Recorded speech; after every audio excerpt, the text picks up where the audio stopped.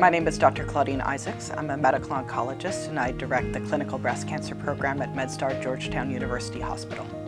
I see women with breast cancer, both women who have early stage disease as well as women who have advanced or metastatic disease. I also see some women at increased risk for breast cancer because of a hereditary predisposition to the disease, so women who have a BRCA1 or BRCA2 mutation. And some men with breast cancer or some men who have a BRCA1 or BRCA2 mutation. The vast majority of patients who come to see me already have a diagnosis of breast cancer. Most of them have already either had a biopsy or most of them have actually undergone surgery for their breast cancer already. The great news about breast cancer is that survival keeps on increasing, and over the last number of decades we've made a tremendous amount of advances as a medical and research community. So most individuals who are diagnosed with breast cancer will survive their disease and will be cured of their breast cancer. Whenever I see a new patient or whenever I see one of my patients in follow-up, I'm always thinking, is there a clinical trial available?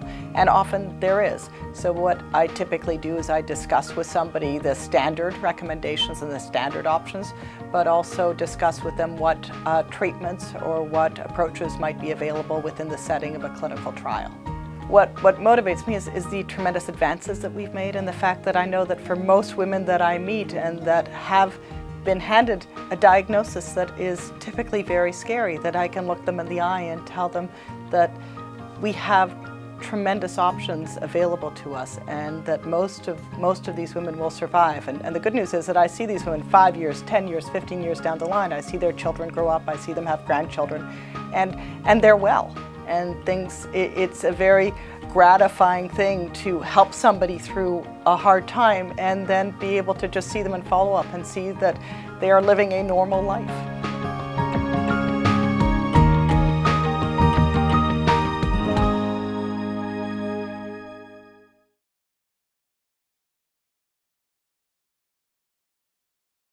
When we're thinking about what somebody's prognosis is or what their outlook is, there are a number of different factors that I take into account as a medical oncologist. The factors that really come in are related to characteristics of the tumor, so the tumor size, whether or not there are lymph nodes involved and the numbers that are involved. And then the other characteristics of the tumor that we typically look at in breast cancer is whether it's estrogen receptor positive or not, progesterone receptor positive or not, or HER2 positive or not. And all of those factors come in to help determine the overall prognosis for somebody. The other really important component when we're thinking about prognosis is what treatments are available, because obviously those can change outlook tremendously. So all of those factors come into play when we're really looking at somebody's prognosis.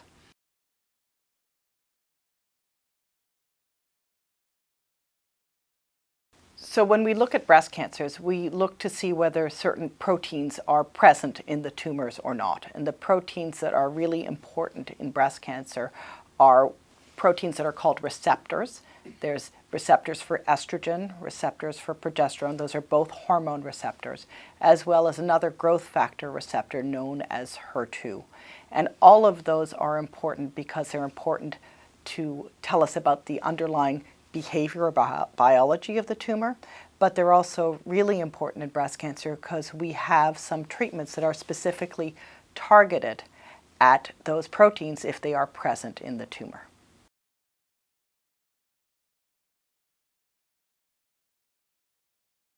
HER2 is a protein that is present in most breast cancers, but when we say that a tumor is HER2 positive, what we mean is the protein is present in excess amounts, and that occurs in about 20 to 25% of breast cancers.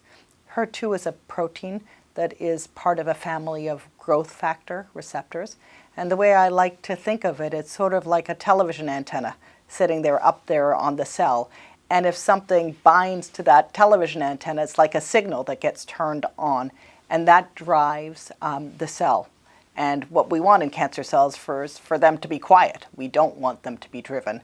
So when we're talking about tumors that are HER2 positive, what we're trying to do in treating them is really to block that signal. And so we have a number of therapies that are available that have been demonstrated to be very effective in doing that.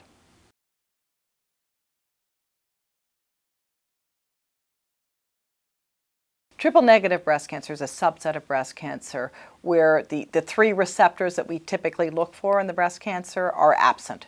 And so those three receptors are the estrogen and progesterone receptor. Those are proteins that respond to estrogen or progesterone, normal, naturally circulating hormones in women, and that are also the triple-negative breast cancer is negative for estrogen receptor, progesterone receptor, and then the final receptor that is absent in triple-negative breast cancer is the HER2 receptor. So it's this subset of breast cancer that we now recognize as way more than one thing, and we're just teasing that apart. But if you look at it as a whole, it is a somewhat more aggressive subtype of breast cancer. But what's really important for women to know is that it's not all one thing. We have some triple-negative breast cancers that are actually very well behaved. We just don't know how to distinguish them right now. But it is an area that is an area of very, very active research in breast cancer.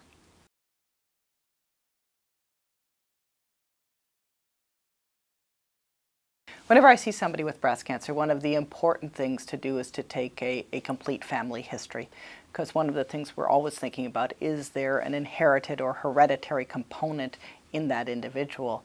So it depends, the things that influence whether we make a recommendation for somebody to have genetic counseling and testing really depends on their age, whether they've had a personal diagnosis of breast cancer, and the other cancer that we really think of when we're thinking of BRCA1 and BRCA2 mutations is ovarian cancer. So do they have a personal history of it? What age were they when they were diagnosed? What about their other family members? And the really important thing to remember when we're talking about hereditary breast cancer is that it can be passed through the father's lineage just as much as through the mother's side. So it's really important to think about a complete family history. Aunts, cousins on both sides of the families, paternal grandmothers, all of those things can be critically important. So what I really do is I just take that family history, I integrate it in for somebody who is at some risk for having a hereditary predisposition. I do refer them for genetic counseling and testing.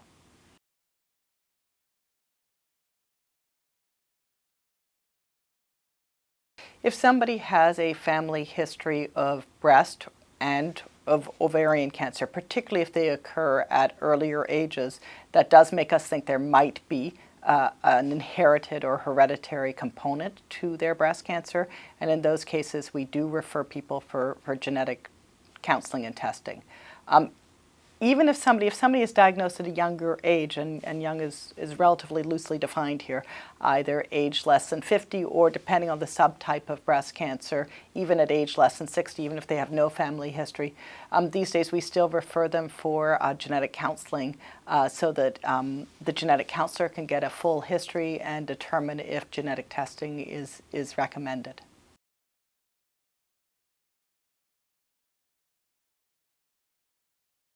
So the treatment choices for somebody who has been newly diagnosed with breast cancer, first of all, when we think about treatment of breast cancer, it involves a lot of different type of doctors or medical disciplines. So it involves typically surgeons, medical oncologists, sometimes radiation oncologists. Then behind the scenes, there are all those people like the breast imagers, the pathologists, all of those various people come into the treatment of somebody with breast cancer. As a medical oncologist, the things that we're typically thinking of as potential treatment options include chemotherapy, endocrine therapy, sometimes people call that hormone therapy for breast cancer, and sometimes specifically targeted therapies. Things like drugs like Herceptin or trastuzumab can come into play for the treatment of early stage disease.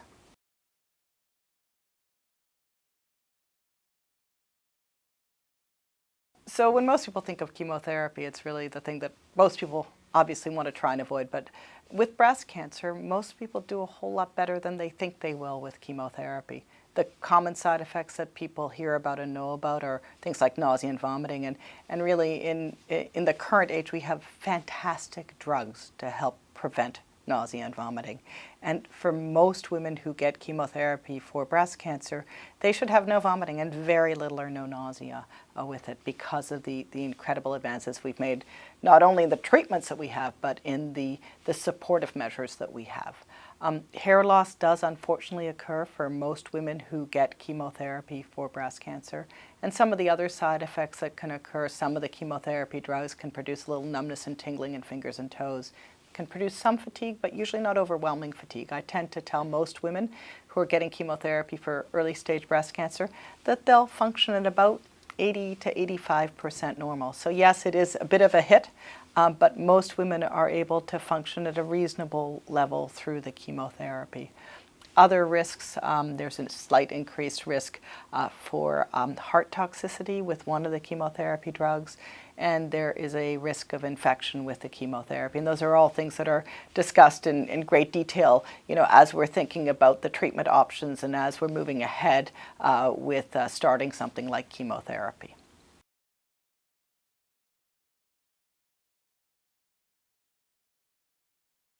So there are different types of endocrine or hormonal therapies for breast cancer, and they have slightly different side effect profiles. What we can see with some of these drugs, and the common drugs that are used are drugs like tamoxifen or aromatase inhibitors are typically used.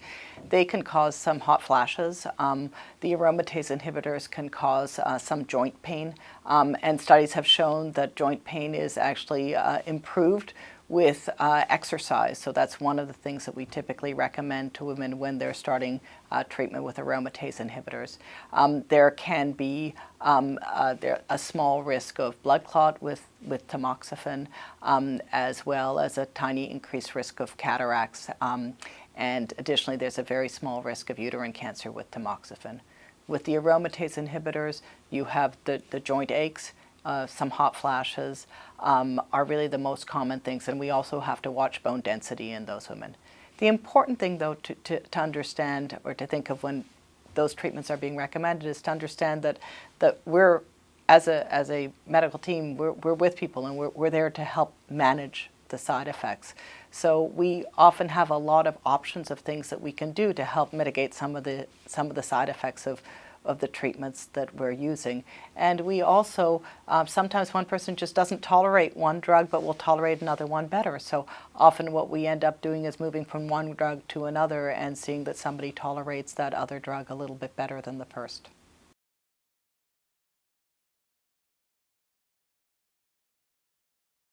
While somebody is going through treatment, if they are having side effects that they find bothersome, they should call us or reach out to us. I mean, these days you can email, you can call, whatever way it is that people like to communicate. But I tend to encourage people to call us if they find that they're having symptoms that are bothersome to them. So through the chemotherapy, if they're getting chemotherapy, if they're having issues with nausea or constipation or anything, reach out to us, because there's a lot that we can do just by phone to help manage and help minimize those symptoms.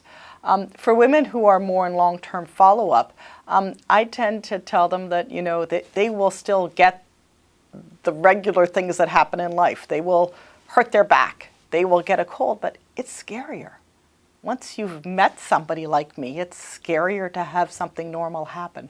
So if somebody is concerned, reach out and call. But my general rule of thumb is that if a symptom is persisting and not improving over the course of about 2 weeks, then we want to know about it. It's still probably nothing, but things that persist beyond 2 weeks we want to be called about, be that back pain or a cough that's not going away. Any of those things we'd like people to reach out and let us know about.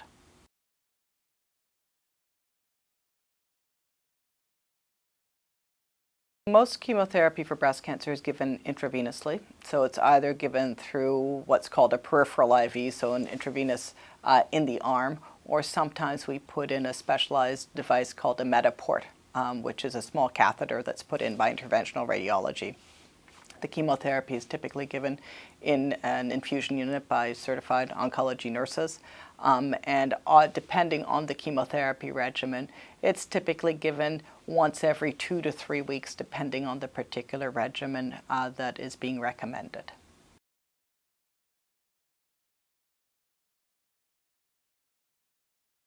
For women who have metastatic breast cancer, what I typically do is I always review what their prior treatments have been, and again look at the characteristics of their tumor.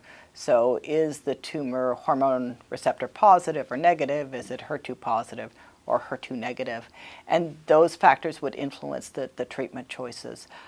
So what we do is the good news about breast cancer is that we have a tremendous amount of very effective treatment options available, and we can give them in any number of orders. And what I typically do is, I sit down with somebody, I see what they've been treated with before, how they did with it, what other side effects they have, where's the disease, all of those factors will come in.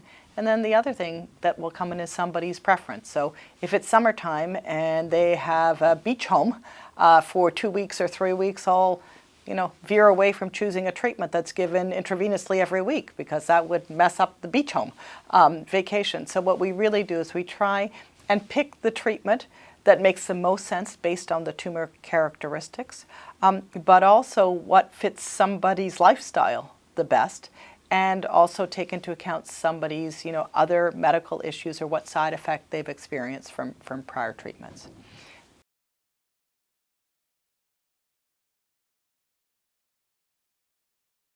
Women can live with metastatic breast cancer for a long time. They live with it for years often, and they often live with it and function well with it. So again, the really important thing is that when I'm making choices about treatment, I want to choose a treatment that's going to allow somebody to live very well and not give them a lot of side effects, and that will come into the choices of treatments that I have.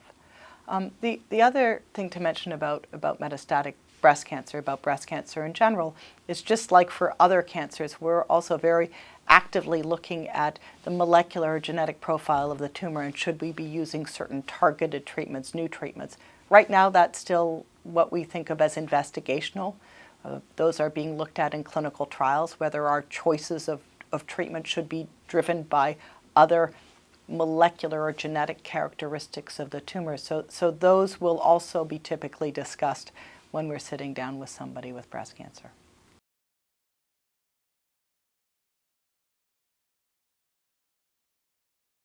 For somebody to know if they're eligible for a clinical trial, they should always ask. I have to say, I always think of it, so I always tell somebody. I tend to start off with a discussion by saying, here we'll have options that are standard options, but we may also have clinical trial options. Let me describe to you what the options are, and I try and lay out for somebody the potential pluses and minuses of a clinical trial as compared to standard of care.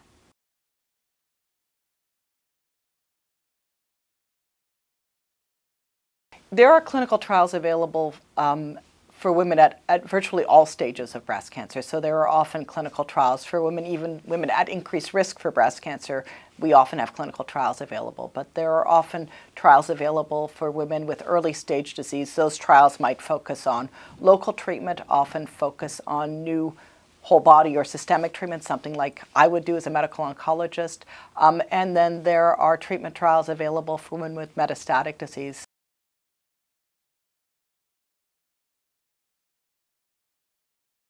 The studies show that there is no breast cancer diet that makes a difference, except that we should be eating what we should be eating for everything. We should be eating healthily.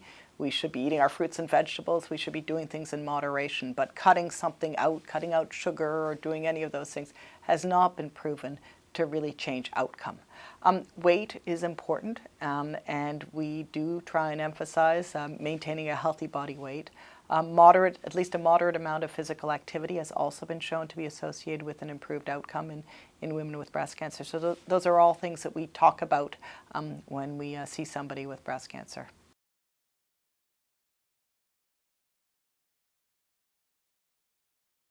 So the things that can increase somebody's risk for getting breast cancer are things like family history.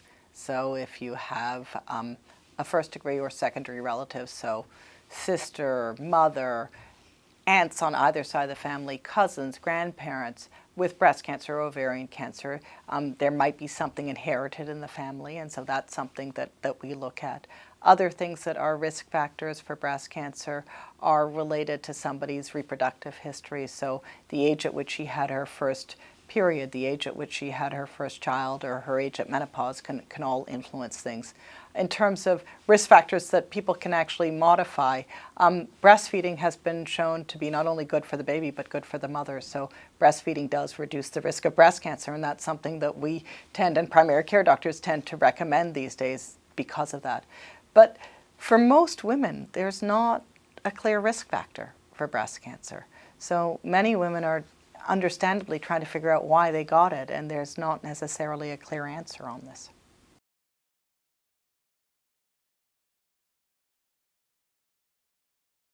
For somebody who has a breast cancer diagnosis, the risk to her children or sisters are really influenced by a number of factors, and that includes, how old that person is at the time she is diagnosed.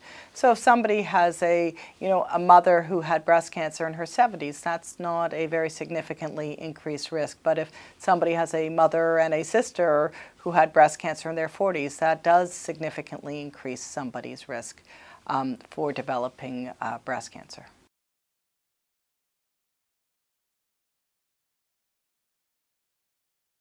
Chemotherapy for breast cancer can put somebody into early menopause. The likelihood that chemotherapy does that is impacted by the age at which somebody gets chemotherapy. So if somebody gets chemotherapy in her 40s, there's a fairly high likelihood she will become menopausal because of the chemotherapy. There's a lower risk if she gets it at an earlier age, age less than 35. Most women don't become menopausal. In terms of the impact on fertility, that's a little bit harder to say, but again, it's impacted by the age at which she gets the chemotherapy. And what's important to unfortunately realize is that just having a period doesn't mean that fertility hasn't been impacted. So some women, when they're diagnosed, they think about, and they should talk with their doctors about whether they should think about some fertility preservation strategies before the chemotherapy. We have a recent trial that demonstrated to us that if we give a certain medication during the chemotherapy, we can actually reduce the likelihood of somebody going into menopause. And so that is something that is indicated for a certain subset of women with early stage breast cancer who are going to be getting chemotherapy.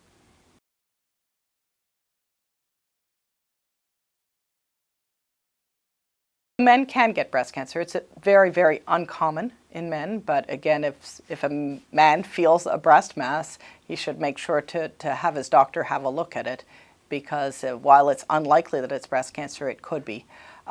The majority of men who get breast cancer have some sort of risk factor for it. So it could be a family history. Men who have a BRCA1 or a BRCA2 mutation are at increased risk of getting breast cancer. That being said, their absolute risk is still pretty low. It's less than 10%. And then there are certain rarer conditions that are associated with an increased risk for male breast cancer.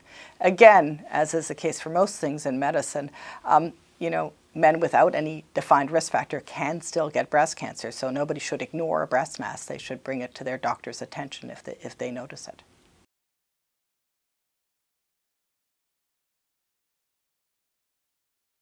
Men can get mammograms, and again, that would be an individualized decision. They'd need to be examined by a clinician to see if they would be a candidate for that. They'd need to have a conversation with them, but it is something that can be done.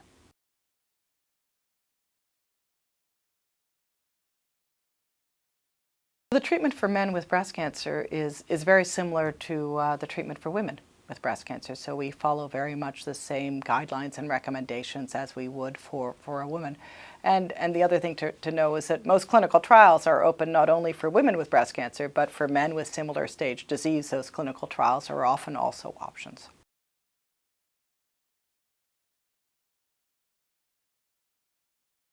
The prognosis for breast cancer is really primarily dependent on the stage and the tumor characteristics.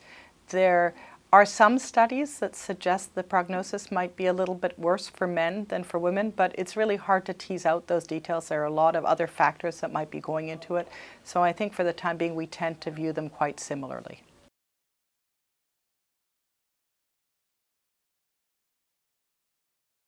We've made some tremendous advances in the treatment of breast cancer, and probably the area where we have made the biggest advance, certainly if I look back over my 20-plus years of treating people with breast cancer, is in the subtype of breast cancer known as HER2-positive breast cancer. What HER2 is, it's a protein that's present in excess amounts in about 20 to 25% of breast cancers and is an important growth factor for those breast cancers. So in the absence of treatment, tumors that are HER2 positive are much more aggressive. But over the last 2 decades, there have been tremendous progress made in terms of the treatment for HER2 positive disease. So we now have a number of drugs that have gone through clinical trials, most of which we had open at this institution over the many years, that showed how significant and impactful these treatments were. So right now, for women who have HER2 positive breast cancer, they actually, even if they have node positive disease, or for women who have metastatic or advanced HER2 positive breast cancer, we have amazing drugs that really have revolutionized the treatment for these women and really changed their outlook tremendously. One of the areas where we have made a lot of progress as well over the last number of decades is in hormone receptor positive disease. We have had a number of active drugs available for decades now. Tamoxifen has been around for 3 or 4 decades at least, but we have a class of drugs that's a little bit more effective, known as aromatase inhibitors for postmenopausal women. And recently there have been a number of drugs that have been approved that look like they further potentiate the effect of standard hormone therapies for advanced or metastatic disease as well. Finally, we had a trial that again we participated in, looking at premenopausal women, that suggests for subsets of premenopausal women there are other treatments that we would think of above and beyond tamoxifen if they have hormone receptor positive disease.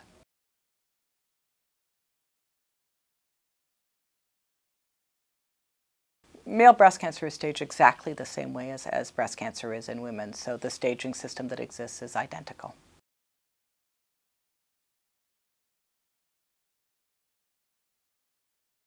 Women who carry BRCA1 or BRCA2 mutations have an increased risk for developing both breast and ovarian cancer, and the risk for somebody with a BRCA1 mutation, somewhere around a 50 to 85% lifetime risk of breast cancer, and about a 40% or so risk of ovarian cancer.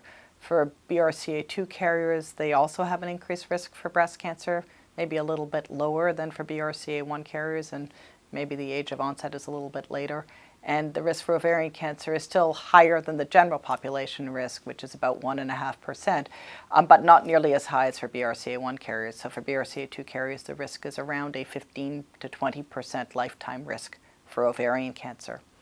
The important thing for BRCA1 and BRCA2 carriers today is that we now have really sound evidence that we can do something to change somebody's risk. So I think everyone knows Angelina Jolie's story and knows the surgeries that she's gone through, and clearly as a medical community and as a practicing clinician, I would much prefer not to be recommending surgery to these women, and I hope that over the next number of years we'll find better things to do.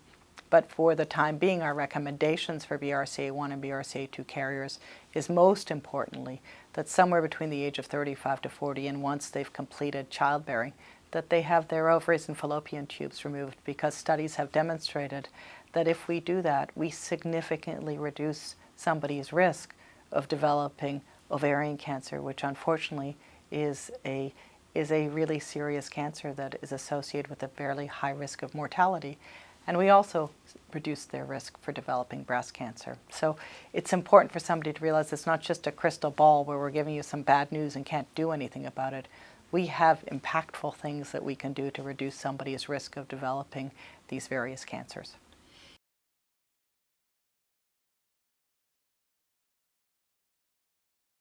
For a man with a BRCA1 or BRCA2 mutation, the cancer risks for them are not as high. There is a small risk of breast cancer, certainly way higher than the general population risk, but still the absolute risk is low. It's maybe around 8% or so. So we don't generally recommend preventative mastectomy to those males. That would be an unusual recommendation. But what we do recommend is that they make sure their doctor knows that they carry a mutation, and that they know that if they feel something, they present to their doctor for evaluation. There are increased risks depending on whether we're talking about BRCA1 or BRCA2. There's an increased risk for prostate cancer, so frequently it's recommended that those men do have PSA screening and start at a slightly earlier age than the general population recommendations, and again, they make sure their clinician is aware of that. But often some of the most important things about having a BRCA1 or BRCA2 mutation for a male is the implication to their female relatives, because their daughters, they have a 50-50 chance of passing on that mutation to their daughters, or their sisters have a 50-50 chance if they have a BRCA1 or BRCA2 mutation. So it's really important to share that information with their family members so that they can act on that.